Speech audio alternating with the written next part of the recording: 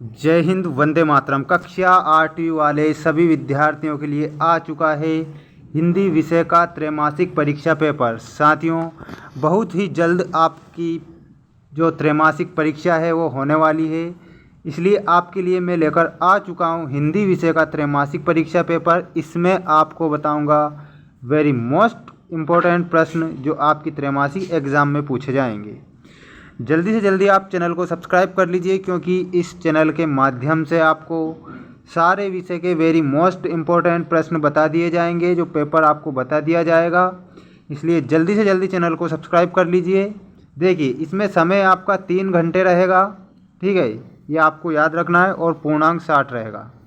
सभी प्रश्नों को हल करना अनिवार्य है, यानी कि आपको कोई सा भी प्रश्न छोड़ना नहीं है, सारे के सारे प्रश्नों के आंसर आपको देना रहेगा।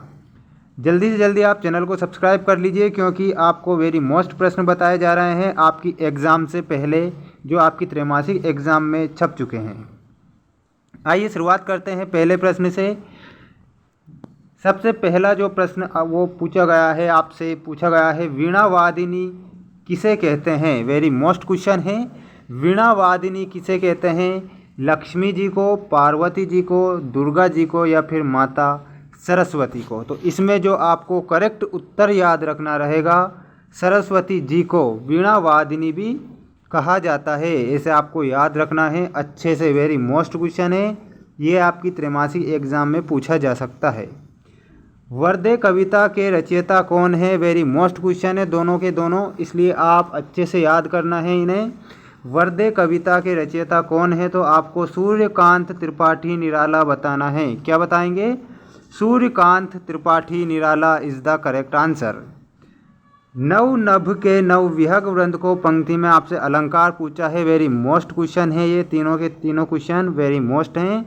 नव नभ के नव विहग वृंद को पंक्ति में अनुप्रास अलंकार आपका करेक्ट आंसर हो जाएगा। देखिए, अनुप्रास अलंकार क्यों आएगा? क्योंकि यहाँ पर ना जो शब्द है इसकी आवृत्ति बार बार हो रही है ना। किसी भी शब्द की आवृत्ति अगर बार बार हो, अगर बार बार वो शब्द आए, तो वहाँ पर कौन सा अलंकार होगा? अनुप्रास अलंकार।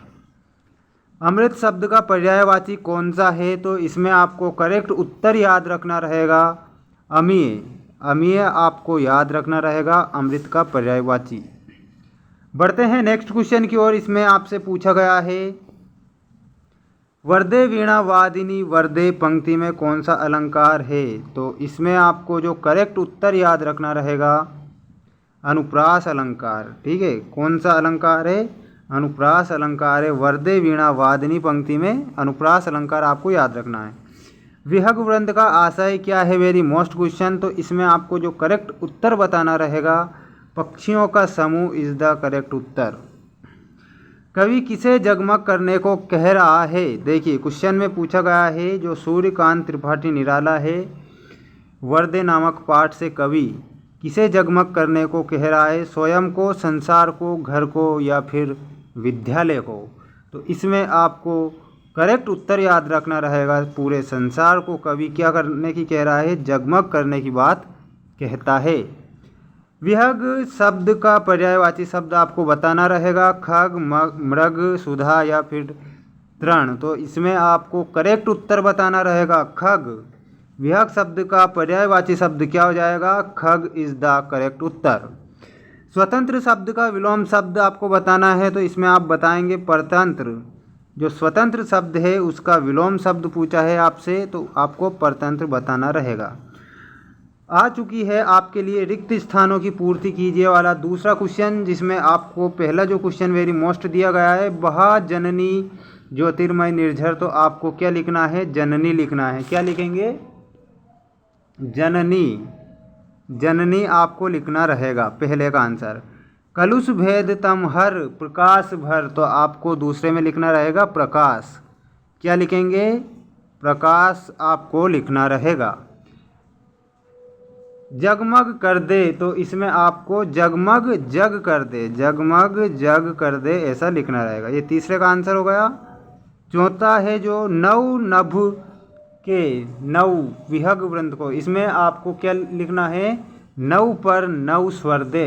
तो आपको लिखना रहेगा पर नव स्वर दे, नव पर नौ स्वर दे। ऐसे काट अंध उर के बंधन स्तर, तो के बंधन स्तर आपको लिखना है, के बंधन स्तर।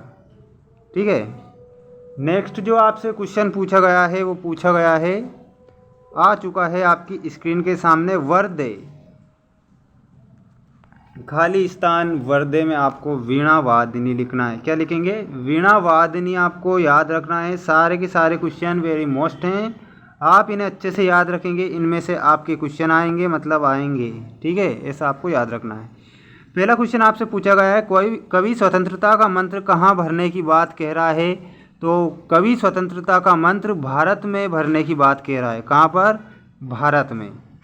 वर्दे कविता में कवि किससे वरदान मांगता है? तो माता सरस्वती से वरदान मांगता है, ऐसा आपको बताना है।